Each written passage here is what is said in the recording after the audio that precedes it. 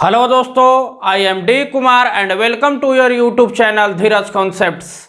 तो दोस्त, यदि आप मेरे वीडियो को पहली बार देख रहे होंगे तो मेरे चैनल को सब्सक्राइब कीजिए। आप बगल में जो बेल आइकन है उसको प्रेस कीजिए ताकि मेरे वीडियो का नोटिफिकेशन सबसे पहले आपको मिले। तो हम आज जैक बोर्ड का सेट 1 का 4 मार्क्स वाला क्वेश्चन हम लेकर आ गए हैं। जो 4 मार्क्स का 5 क्वेश्चन आपको पूछा जा रहा है वो क्वेश्चन हम आपके पास लेकर आ गए हैं। और ये क्वेश्चन का अगर आप सॉल्यूशन बाय हैंड देखना चाहते हैं तो आप अपने डिस्क्रिप्शन बॉक्स में देखिएगा। टोटल क्वेश्चन का सॉल्यूशन बाय हैंड हम लिखे हैं ताकि किस क्वेश्चन को कितने पेज में लिखना है, किस तरह से लिखना है, कहाँ पर आपका लैंग्वेज एरर है, कहाँ पर कैलकुलेशन मिस्टेक आप कर सकते हैं, सारा चीज़ यहाँ बताया गया है। तो आप उस वीडियो को देखिएगा और ये वीडियो को देखने के बाद जो है आप डिस्क्रिप्शन बॉक्स में जाएंगे और वहाँ इस पूरे क्वेश्चन का solution by hand it mean PDF form में आपको मिल जाएगा। तो चलिए हम देखते हैं 4 मार्क्स वाला क्वेश्चन और किस तरह का क्वेश्चन है। क्वेश्चन आपको स्क्रीन पर दिखाई भी दे रहा होगा। तो चलिए देखते हैं क्वेश्चन 51 जो हमारा क्वेश्चन है, यहां पे हमको प्रूफ करना है y प्लस के y प्लस के एंड y प्लस के। इस तरह से डिटर्मिनेंट के फॉर्म में कुछ लिखा हुआ है और हमको प्रूफ करके लाना है k स्क्वायर 3y प्लस के। अब इसके लिए देखिए हम क्या करेंगे प्रूफ करने के लिए। तो देख लीजिए, सबसे पहले तो क्वेश्चन आपको जो दिखाई दे रहा है, क्वेश्चन हमको दिखाई दे रहा है, तो हम यहाँ से हम क्या करेंगे कि स्टार्ट करेंगे LHS से चलना। तो हम यहाँ से LHS से चलना शुरू किए। LHS टर्म को पहले लिख लेंगे। LHS टर्म को लिखने के बाद अब यहाँ के बाद हम क्या करेंगे, अप्लाइंग करना शुरू करेंगे। अप्लाइंग अब हमको लाना है प्रूफ करके, यहाँ पे हम लिख दे रहे हैं, यहाँ पे आप नहीं लिखिएगा, k स्क्वायर 3y प्लस के ये टर्म को हमको लाना है। तो ये टर्म हमारा दिमाग में घूमते रहेगा, ठीक है। अब ये चीज़ को लाना है तो हम 3y प्लस के लाना है। तो हम देख रहे हैं कि अगर इस सब को ऐड कर देंगे इसको तो 3y प्लस के आ जाएगा, ठीक है। तो अब यहाँ से हम क्या करेंगे कि अगर हम R1 से भी चलेंगे तो हमारा काम हो जाएगा, ठीक है। तब देखिए हम अप्लाई किस टाइप का हम करना शुरू करेंगे। या तो आप R1 रो से चलिए या फिर कॉलम से चलिए। हम चेंज किया कि R1 change R1 plus R2 plus R3, ठीक है। अब यहां से जो भी चेंज होगा वह R1 में ही होगा। अब वह R1 है कहाँ, तो R1 हमारा यहाँ है, ठीक है। ये पूरा टर्म R1 है, इधर रो होता है, इधर कॉलम होता है। तो ये R1। अब यहाँ से इक्वल का साइन देंगे और चेंज करना जब शुरू करेंगे तो हमको R1 change R1 plus R2 plus R3 changing इसमें होगा, लेकिन इस सब को ऐड करेंगे तो यहाँ आ जाएगा 3y प्लस के। उसी तरह से यहाँ भी 3y प्लस के, यहाँ भी आ जाएगा 3y प्लस के। ध्यान से समझिए, बाकी और किसी में कोई चेंजिंग हम नहीं करेंगे। ज्यों का त्यों लिख देंगे, एक स्टेप नीचे। अब हम यहाँ के बाद अगर हमको लैंग्वेज लिखना होगा तो हम यहाँ पे लिखेंगे टेकिंग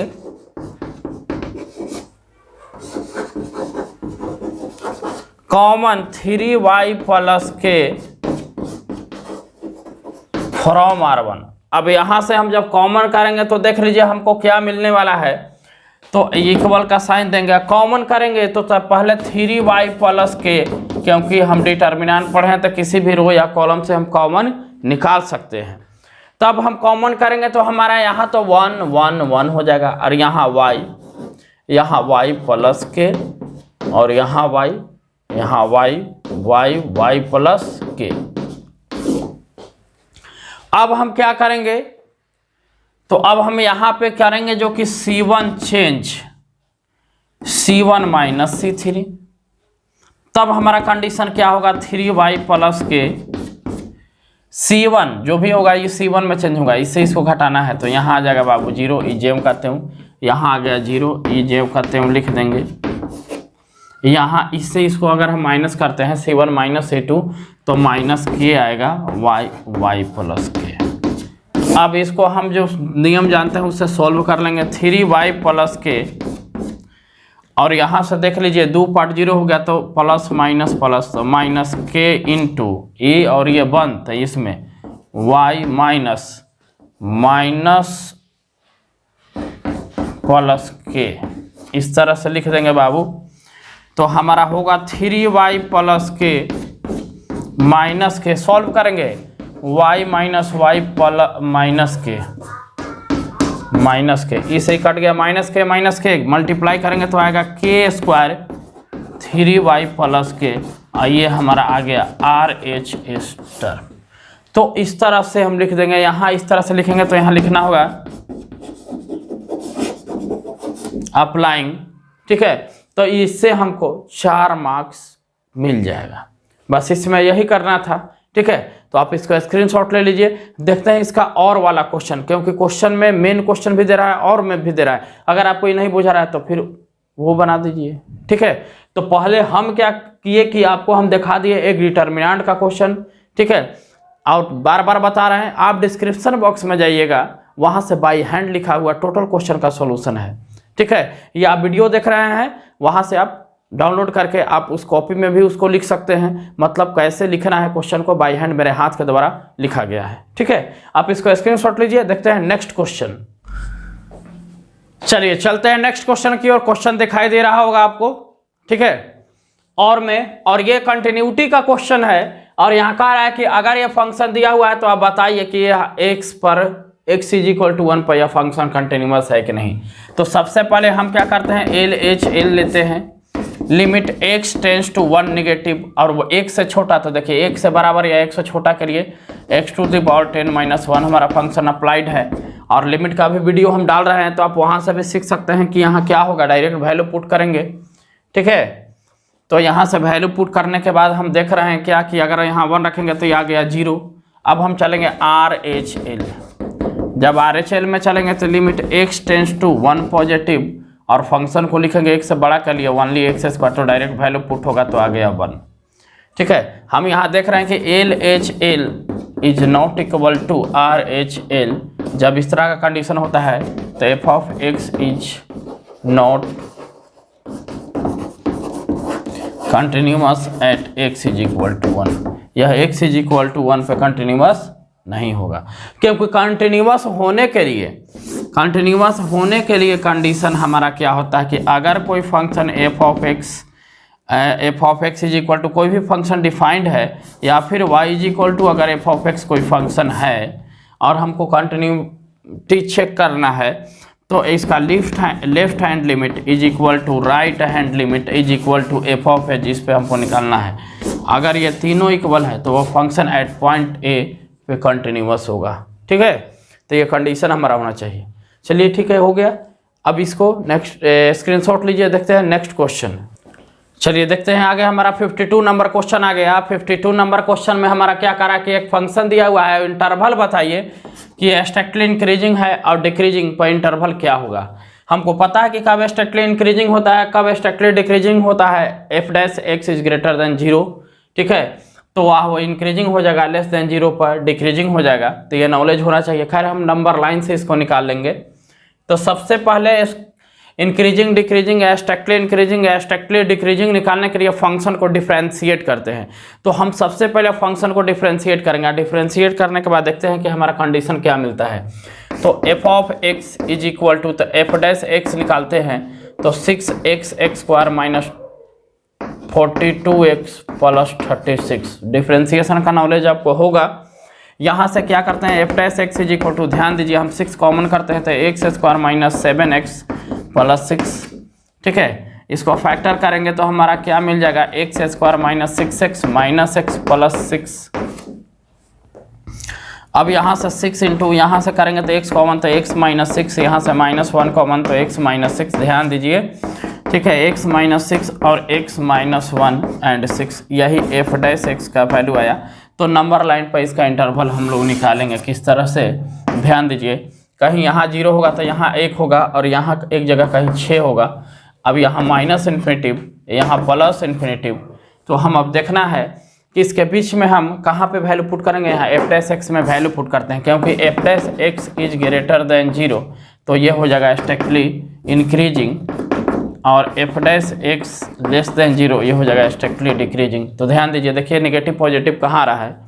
अगर सपोज हम इसके बीच में 6 से इन्फिनिटी के बीच में 7, 8, 9, 10, तो चलिए हम 10 रखना चाहते हैं।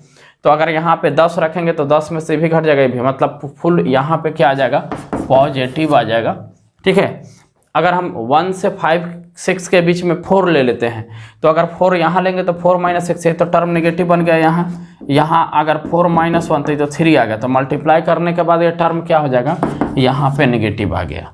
ठीक है, तो ये चीज़ आप पढ़े होंगे। ठीक है, तो ये आपको नॉलेज हुआ होगा। ठीक है, अगर हम -1 से 1 के बीच में जैसे 0 ले लो, ठीक है, तो 0 पर वैल्यू अगर हम 0 ही ले लेते हैं तो 0 माइनस 6 माइनस 1 0 माइनस -1 मतलब प्लस आना है, तो ये वैल्यू हमारा क्या हो गया, पॉजिटिव। अब हमको स्ट्रिक्टली इंक्रीजिंग लिखना है, तो वो क्या हो जाएगा, माइनस इन्फिनिटिव से लेकर 1 तक ओपन इंटरवल यूनियन, और 6 से लेकर इन्फिनिटिव तक में हमारा वैल्यू इंक्रीज करेगा, हमारा वैल्यू इंक्रीज करेगा। और स्ट्रिक्टली डिक्रीजिंग का इंटरवल देना है, तो 1 से लेकर 6 तक में वैल्यू सिर्फ डिक्रीज करेगा। ठीक है, तो यही हमको इंटरवल निकाल के दिखा देना था। बाकी क्वेश्चन डिस्क्रिप्शन में दिया हुआ है, लिखे हैं, आपको एग्जामिनेशन में कैसे लिखना है। ठीक है, तो वहाँ से आप डाउनलोड करके उस क्वेश्चन को, आप हर एक क्वेश्चन को देखिएगा। क्लियर, यहाँ कुछ शॉर्ट में बता दे रहे हैं, आपको आंसर ला दे रहे हैं, कॉन्सेप्ट सिखा दे रहे हैं, लेकिन वहाँ पर पूरा डिटेल्स लिखा हुआ है। ओके, तो चलिए देखते हैं हम लोग इसका और वाला क्वेश्चन, कि और वाला क्वेश्चन कैसा है। चलिए आ गए हैं और वाला क्वेश्चन लेकर, और इंटीग्रेशन का ही क्वेश्चन है। क्वेश्चन क्या है, इंटीग्रेशन का है। तो इंटीग्रेशन वाला क्वेश्चन को अब हम बनाएंगे किस तरह से, क्या हम अपना अप्लाई करेंगे, देख लीजिए। अब ये जो क्वेश्चन है 3x + 1 2x² - 2x + 3, तो ये शायद एनसीईआरटी में क्वेश्चन नहीं है, लेकिन कॉन्सेप्ट इस टाइप का क्वेश्चन आप बनाए होंगे, कॉन्सेप्ट है, लेकिन टू द पॉइंट एनसीईआरटी में क्वेश्चन नहीं है। ये क्वेश्चन जो है आपका CBSE 2016 में पूछा गया क्वेश्चन है, और ये RS अग्रवाल की बुक में मिल जाएगा। ठीक है, तो ये 2016 में पूछा गया क्वेश्चन है, जो इस क्वेश्चन को लिखा गया है। चलिए, तो अब हम देखते हैं इस क्वेश्चन का सॉल्यूशन, कि हम क्वेश्चन का सॉल्यूशन कैसे करेंगे। तो अब ये क्वेश्चन देख लिए, अब इसमें पार्शियल फ्रैक्शन लगाइएगा, कि इसको फैक्टर की जगह मल्टीप्लाई करने के बजाय जोड़ने पर दो, कोई उपाय नहीं है। इस कंडीशन में हम कौन सा फार्मूला को अप्लाई करते हैं, तो देख लीजिए कौन सा फार्मूला को हम क्या करेंगे, कि जो ये न्यूमरेटर के फॉर्म में लिखा हुआ है उसको हम लिखेंगे, let 3x + 1 = a into differentiation of denominator 2x² - 2x + 3 dx + b। इस फॉर्म में हम इसको ले आएंगे, तब कंडीशन क्या होगा, हम 3x + 1 के इक्विवेलेंट ही लिख रहे हैं, a इंटू DC ऑफ, तो कितना आ जाएगा, 2 दूना का 4x - 2 ओनली, यही तो आने वाला है बाबू, + b, यही आएगा, यही आएगा। ठीक है, 4x - 2, ये z नहीं है 2, ठीक है, कांस्टेंट है तो 0। अब कंपेयरिंग बोथ साइड करके a और b का वैल्यू निकालेंगे, और पुनः इसी से हम चलना शुरू कर देंगे। ठीक है, तो चलिए कंपेयर करके हम वैल्यू निकालना स्टार्ट करते हैं। तो 3x + 1 = यहाँ से 4x a आ जाएगा बाबू, -2a + b। अब x वाला को एक जगह करेंगे, आप PDF में जरूर देखिएगा कि लिखा हुआ कैसे है, हम डायरेक्ट लिख रहे हैं इसको। अब इसको एक जगह करेंगे तो हमारा a = बाबू आ जाएगा क्या, 3/4। a का वैल्यू हम लोग निकाल लिए 3/4, और b का वैल्यू क्या आएगा, तो यहाँ से देख लिए 1 = -2a + b के इक्विवेलेंट, और यहाँ से 1 = a के जगह पर रखेंगे 3/4, तो -6/4 + b, तो b का वैल्यू b = हम यहाँ 1 + 6/4, तो 6 4 10/4 मतलब 5/2, तो b का वैल्यू कितना गया, 5/2। निकाल लिए। अब क्या है कि अब पुनः हम क्वेश्चन के ही अकॉर्डिंग चलना शुरू करेंगे। तो therefore 3x plus 1 by 2x square minus 2x plus 3 dx। अब इतना इज इक्वल टू हम माने क्या है, तो वो चीज को याद रखना कि इतना इज इक्वल टू हम टर्म लाए हैं क्या, देख लीजिए ये वाला, ये वैल्यू पुट कर देंगे, इतना इज इक्वल टू, ध्यान दीजिएगा। अब हम काम को शुरू करते हैं। तो 3x plus 1 is equal to क्या, a into 4x minus 2 plus b by 2x square minus 2x plus 3, इसी का इंटीग्रेशन करना है, ठीक है। अब देखिए, अब अलग अलग करेंगे, a को बाहर कर दिए, चाहे a के साथ 4x minus 2x square minus 2x plus 3 dx plus b को यहाँ बाहर कर देते हैं, 1/1 ली 2x square minus 2x plus 3 dx हो गया। अब देखिए क्या करेंगे, तो a का वैल्यू हम पता किए हैं 3/4, रख लो भाई, तू 3/4 अलगे रहो, 4x minus 2x square minus 2x plus 3 dx। b का वैल्यू लाए हैं 5/2, यहाँ 5/2 रखेंगे 1/। अब इसको हम तोड़ेंगे, तो सबसे पहले इसमें से 2 कॉमन ले लो, क्योंकि a प्लस बी का होल स्क्वायर फलाना होता है। तो अगर हम 2 कॉमन ले लेंगे तो यहाँ पे मल्टीप्लाई 2, यहाँ आएगा x square minus x plus 3/2 dx। बात को समझिएगा, ठीक है। अब हम क्या करते हैं, तो या तो हम इस पूरे आइडेंटिटी को हम i लेट कर लेंगे, और यहाँ पे i इज इक्वल टू मेरा वैल्यू निकल रहा है। अब यहाँ से लेट करेंगे, i1 is equal to 4x minus 2x square minus 2x plus 3 dx and i2 is equal to integration of 1/x square minus x plus 3/2 dx। या तो पूरे वैल्यू को लेके, नहीं तो इतना ही बराबर, फिर यहाँ पे हम पुट कर देंगे। हम इसका इंटीग्रेशन जो लाएंगे हम यहाँ पुट कर देंगे, इसका इंटीग्रेशन लाएंगे हम यहाँ पुट कर देंगे, तो हमारा आंसर गेट हो जाएगा। अब इसको देखने के लिए अब क्या कीजिएगा, तो अब हम चलते हैं i1 से, तब तक कि आप स्क्रीनशॉट लीजिए, हम इस टर्म को इरेज करते हैं। और अब चलते हैं फ्रॉम i1, क्या दे रखा है, 4x minus 2x square minus 2x plus 3 dx। अब क्या करेंगे, तो अगर हम लेट इतना इज इक्वल टू जेड करते हैं, let 2x square minus 2x plus 3 is equal to z, तो हमारा dz बाई dx कितना आ जाएगा, 4x माइनस 2। तो अब यहाँ पे dz is equal to 4x minus 2 dx, और ये वैल्यू के जगह पे हम क्या लिख देंगे बाबू, dz, और यहाँ पे लिख देंगे z। अब 1/z का log mod z plus c, तो log mod z में हमारा आ जाएगा 2x square minus 2x plus 3 plus c। एक का इंटीग्रेशन हम निकालिए, चाहते तो हम डायरेक्ट बना सकते थे, लेकिन सेपरेट करके निकाल दिए, एक वो हमारा निकल गया। अब चलेंगे हम i2, तो इस वाला पार्ट को भी इरेज करेंगे। अब देखिए हम चलना शुरू किए i2 से, तो यहाँ लिखा हुआ है 1/इंटीग्रेशन of x square minus x plus 3/2, ध्यान देना होगा। अब इसको a प्लस बी का होल स्क्वायर पे लाना होगा, तो 1/, तो x स्क्वायर है ये है, और हमको क्या लाना है, तो माइनस x के इक्विवेलेंट हमको कुछ चीज लिखना है, ठीक है। माइनस x के इक्विवेलेंट लिखना है, तो हम यहाँ पे माइनस x के इक्विवेलेंट कैसे लिखेंगे, तो माइनस हमको लिखना होगा, x लाना है तो 2 इंटू तो लिखेबे करेगा, x लिखेबे करेगा, तो 1/2 लिखना होगा। इसका मतलब 1/2 के होल स्क्वायर यहाँ लिखना होगा, तो जितना जोड़िएगा उतने आपको घटाना होगा। 3/2 अपना है, ये है, इसको तो छोड़ेंगे नहीं, इसको लिखते ही जाना है। बात को समझिए, तो यहाँ से a माइनस बी का होल स्क्वायर फॉर्मूला हमारा आ गया 1/x माइनस 1/2 का होल स्क्वायर। अब इसको सॉल्व करेंगे, तो सॉल्व करने के बाद यहाँ पे हमारा जो टर्म आ रहा है वो क्या आ रहा है, 4 एलसीएम लेंगे बाबू। तो जब यहाँ देख लीजिए 4 एलसीएम लेंगे तो -1 प्लस 6, मतलब कि 5/4, यहाँ आएगा 5/4 dx।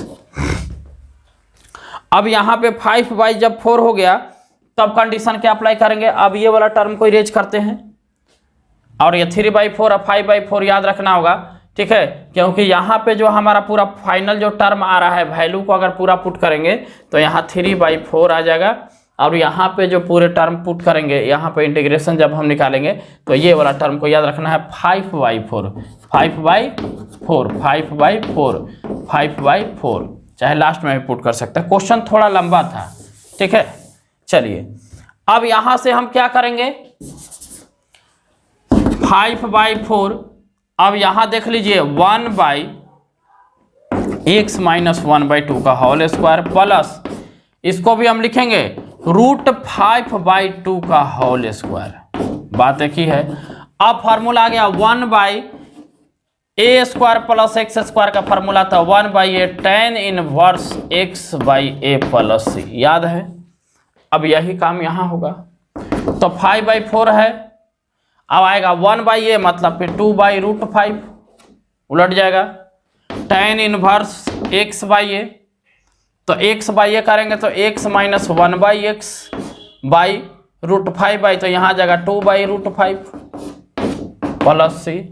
अब इसी को सॉल्व करेंगे तो इसे ही √5 बार में कट गया यहाँ से ही, मतलब √5/2 tan इनवर्स, यहाँ सॉल्व कर लेंगे तो x² - 1/x आ जाएगा इंटू 2/√5 + c।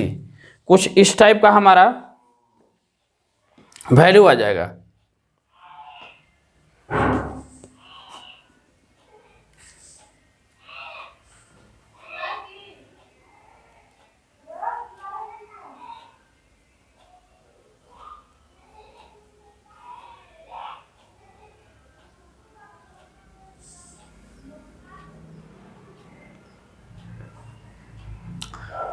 हाँ, यहाँ आपका 2 हो जाएगा, तो यहाँ पे 2, यहाँ एक 2x - 1/2, 2 से 2 कैंसिल, फाइनल आंसर आ गया √5/2 tan इनवर्स 2x - 1/√5 + c। अब क्या करना है कि ये आ गया I1 का वैल्यू, ये आ गया आपका I2 का वैल्यू। अब I = I1 + I2 करके + c कर लीजिएगा, आपका आंसर आ जाएगा। तो इतना तो आपको जरूर नॉलेज होगा। तो क्वेश्चन कुछ लॉन्ग था, आप इसका PDF में जरूर देखिएगा किस तरह से बनाया हुआ है। तो हम पार्ट बाय पार्ट करके आपको क्या कर दिए, दिखा दिए, बस इससे आपका काम हो जाएगा, ठीक है। तो इतना आपको सोचना जरूरी है। चलिए देखते हैं अब नेक्स्ट क्वेश्चन। चलिए नेक्स्ट क्वेश्चन इंटीग्रेशन का बहुत अच्छा है, पार्शियल फ्रैक्शन से रिलेटेड आपका क्वेश्चन है, ठीक है। अब देखिए क्वेश्चन नंबर आपका हो जाएगा 53 और इस तरह का क्वेश्चन है, और ये क्वेश्चन आपका NCERT का शायद एग्जाम्पल नंबर 14 होगा। आप पार्शियल फ्रैक्शन में देखिएगा तो एग्जाम्पल नंबर 14 है, वो भी एक एग्जाम्पल का क्वेश्चन है, एक्सरसाइज का क्वेश्चन नहीं है। तो इस क्वेश्चन को करेंगे कैसे, तो जो हमारा पार्शियल फ्रैक्शन का कॉन्सेप्ट होता है हम उसी पर काम करना शुरू करेंगे, ठीक है। तो सबसे पहले हम करना है यहाँ क्या करेंगे, तो सब x² के फॉर्म में, तो इसको लेट करके लेट x² = y लेट कर लिए। अब लेट करने के बाद देन हम x² / x² + 1 इंटू x² + 4 को हम किस फॉर्म में लिखेंगे, तो देख लीजिए जब इस तरह का रहता है तो हम इसको हम किस तरह से हम लिखते हैं। तो सबसे पहले तो इतना = हम क्या मान लिए हैं बाबू, y + 1 x² का y + 4। अब इतना a/y + 1 अरे यार प्लस b/y + 4। अब ये तो आ जाएगा बनाने, ये इसके इक्विवेलेंट है, इसके इक्विवेलेंट है। अब यहाँ से हम क्या करते हैं, एलसीएम लेते हैं। तो सबसे पहले इसको तोड़ने का उपाय करेंगे, तो y = क्या आएगा, a × y + 4 + b × ये वाला आ जाएगा y + 1, नीचे वाला तो कैंसिल हो जाएगा। अब कंपेयरिंग बोथ साइड्स और कोफिशिएंट ऑफ y और कांस्टेंट टर्म को एक जगह करेंगे, ठीक है। तो देखिए इस तरह से जब आप सॉल्व कीजिएगा तो आपका जो फॉर्म आने वाला है a और b का वैल्यू यहाँ से निकलता है, a और b का वैल्यू। तो आप इसको सॉल्यूशन करके a और b का वैल्यू निकालेगा। आपका a का जो वैल्यू आएगा, हम डायरेक्ट लिख दे रहे हैं, आप PDF में जरूर देखिएगा बनाया हुआ कैसे है।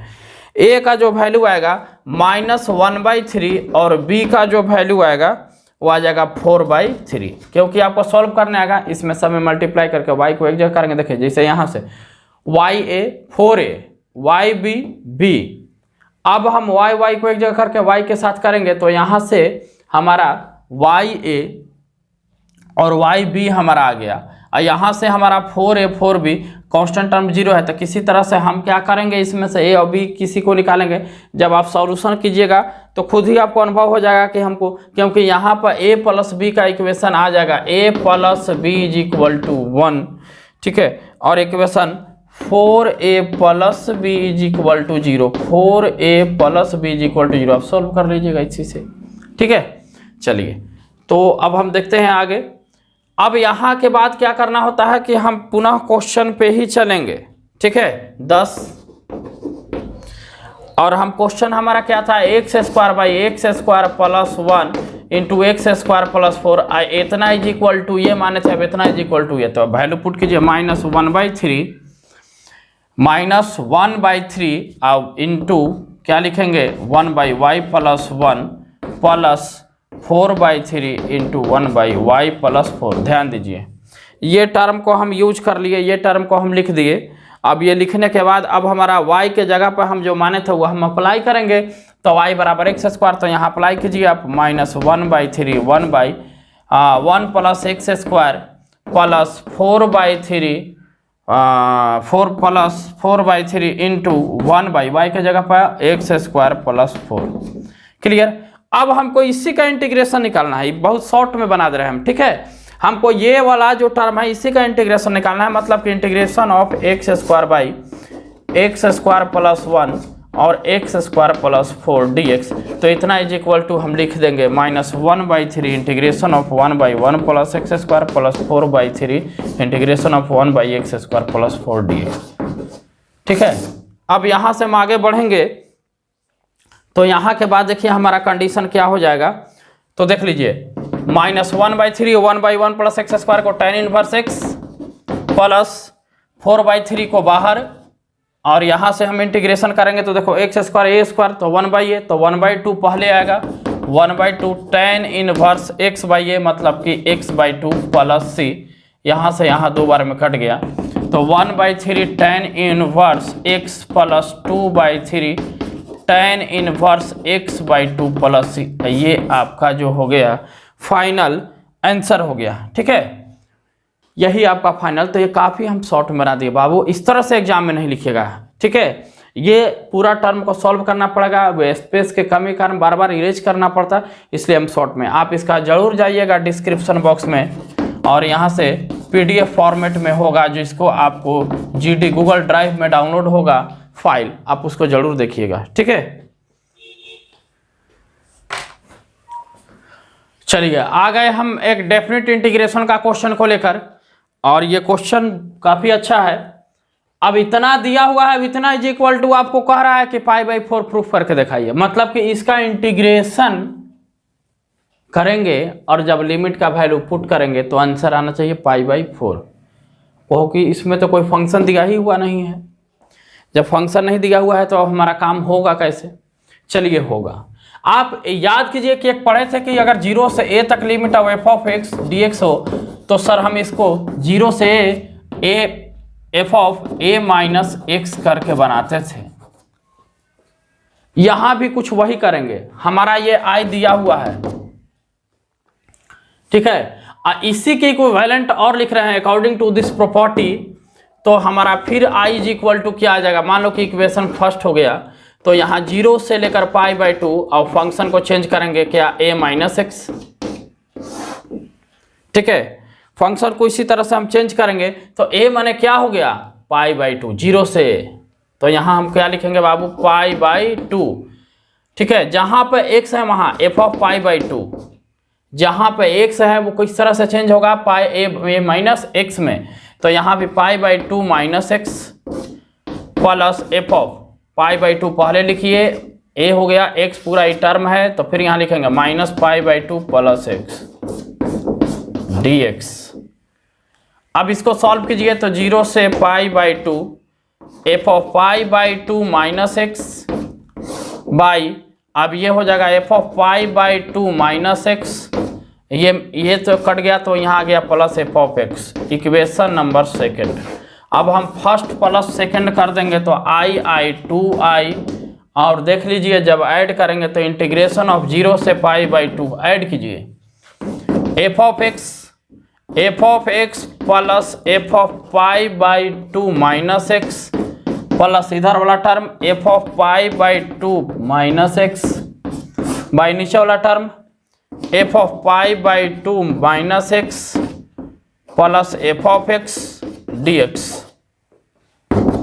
ध्यान दीजिए नीचे वाला सेम है तो एलसीएम होगा, तो सेम होगा 0 से पाई बाई 2। मेरे बात को बहुत गौर से समझिए, F of pi by 2 minus x, ये सेम है यार, ये भी सेम है, तो ऊपर भी सेम हो जाएगा, F of x plus F of pi by 2 minus x D x.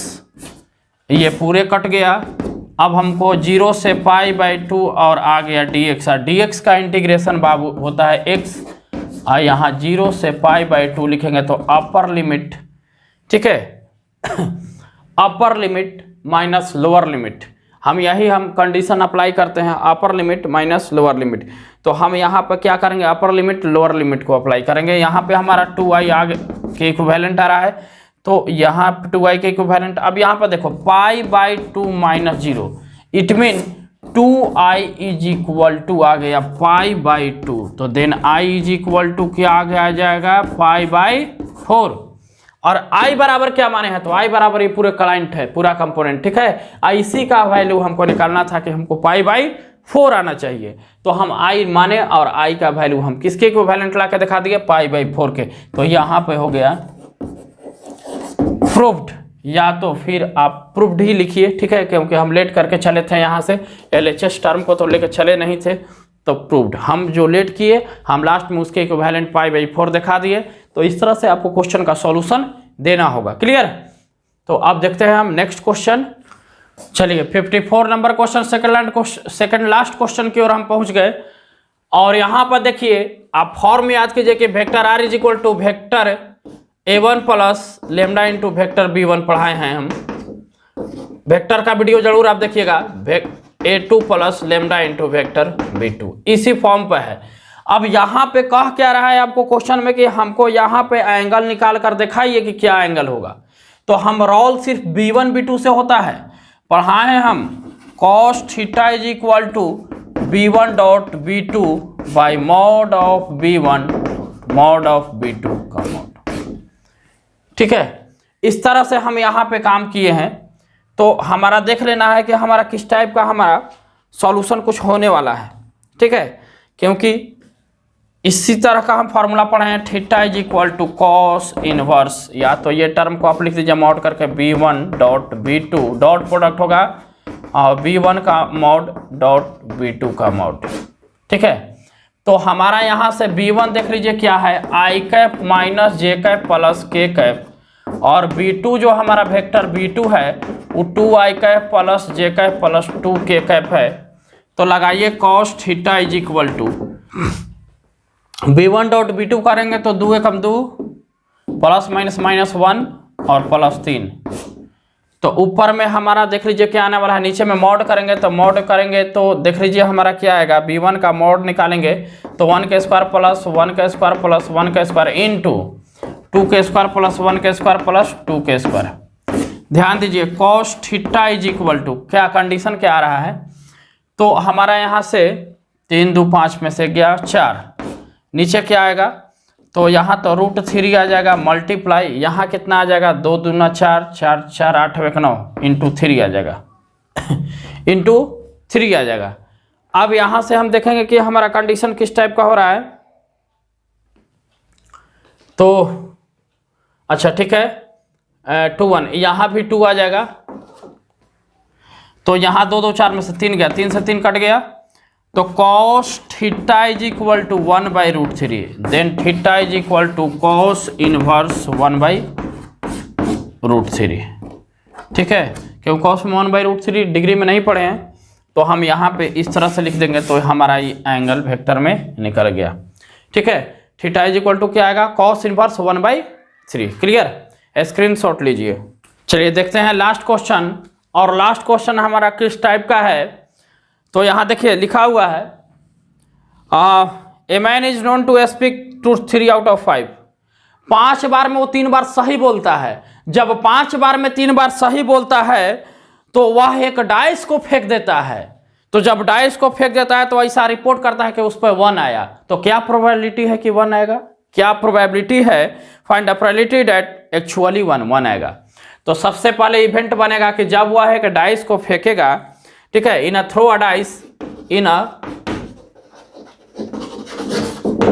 Dice. तो जब डाइस को फेंकेगा तो इवन इवेंट क्या होगा कि उसको 1 आया होगा तो उसका प्रोबेबिलिटी 1/6। दूसरा इवेंट E2 लिए कि 1 नहीं आया होगा तो 5/6। आप इसका PDF में जरूर देखिए, विद लैंग्वेज लिखा हुआ है, ठीक है।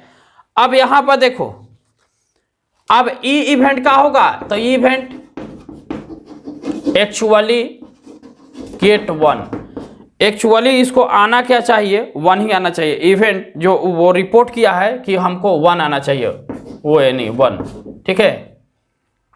अब यहां से हम कंडीशन क्या लगाएंगे? ई। अब वह क्या है कि वह 3 में से 5 बार सही बोलता है। 5 में से 3 बार सही बोलता है। क्वेश्चन में दिया हुआ है कि 3 out of 5। तो हमारा जो इवेंट बनेगा जो E/E1, ठीक है, तो E/E1 जो हमारा इवेंट बनने वाला है वो हमारा क्या होगा? तो प्रोबेबिलिटी ऑफ E/E1, E/E1 कहने का मतलब हो गया कि वह कितना बार सही बोल रहा है। तो कहा जा रहा है कि वह 3 बार सही बोल रहा है 5 बार में से, तो 3/5 प्रोबेबिलिटी। प्रोबेबिलिटी ऑफ E2/E1, तो E2/E1 का मतलब क्या हो गया? Probability of E/E2, sorry, probability of E/E2 मतलब कि अगर इतना बार सही बोल रहा है तो ये तो नहीं वाला कंडीशन है। कितना बार नहीं बोलेगा तो 1 माइनस कर लेंगे, आएगा कितना बाबू? 2/5। अब क्या पूछा जा रहा है? तो Bayes theorem according to Bayes theorem कि हमको प्रोबेबिलिटी निकालना है। यहाँ पे प्रोबेबिलिटी हमको निकालना क्या है कि एक्चुअली 1 आया होगा, मतलब probability of E1/E, probability of E1/E, इसी का हमको निकालना है। तो फार्मूला याद है, एक बार पहले सही आया होगा, इसके according probability of E/E1 by probability of E1, same चीज यहीं लिखाता है बाबू, multiply probability of E/E1 plus probability of, एक बार नहीं आया होगा तो E2 multiply probability of E/E2। Solve करते हैं। इसका वैल्यू क्या आया है? E1 का 1/6 मल्टीप्लाई, सही बोला है तो कितना आया? 3/5। यही सेम चीज यहाँ 1/6 मल्टीप्लाई 3/5 लिखेंगे, प्लस अब 5/6 यहाँ लिखाएगा। E2 का वैल्यू यहाँ पे आ जाएगा 2/5 2/5। सॉल्व करेंगे तो 3 दूना का 6, मतलब 1/10 ऊपर, यहाँ भी 1/10, 2 तिहाई 6, 5 से 5 कट गया, प्लस 1/3, तो 1/10 बाई, सॉल्व करेंगे इसको तो कितना आ जाएगा बाबू? हाँ ठीक है, एलसीएम लेंगे 10 3 का, तो एलसीएम हमारा आ जाएगा 30। जब एलसीएम आएगा, मेन ऑफ ऑनलाइन को इसको रखो, 30 एलसीएम आएगा तो 10 तिहाई 30 और 3 दहिया 30, तो 1/10 मल्टीप्लाई 30/13, 10 तिहाई 30 मतलब 3/13, मतलब फाइनल हमारा प्रोबेबिलिटी ऑफ E1/E जो आएगा वो आएगा 3/13। यही हमारा हो गया आंसर। एक्चुअली अगर 1 आना है और उसका प्रोबेबिलिटी पूछेगा, आंसर आप क्या लिखिएगा? 3/13, 3/13। तो ये आपका ग्रुप सी का 4 नंबर क्वेश्चन का 5 क्वेश्चन का जवाब हो गया। आप इस वीडियो को वॉच कीजिए, फुल वॉच करो, और डिस्क्रिप्शन में जाके PDF में जाके इसका हैंड सॉल्यूशन लिखा हुआ है, उसको जरूर डाउनलोड करके उसको देखो कि किस क्वेश्चन को कितना में हमको लिखना होता है, कैसे लिखना होता है, कहाँ पर हमारा लैंग्वेज मिस्टेक होता है। ये चीज़ को आपको ध्यान बहुत ज़रूरी देना है, ठीक है। तो इसी के साथ हम वीडियो को एंड करते हैं। आप मेरे वीडियो के साथ बने रहिए और लाइक शेयर सब्सक्राइब कीजिए, दोस्तों में मोर देन शेयर कीजिए, ज़्यादा से ज़्यादा शेयर कीजिए, और थैंक यू दोस्तों।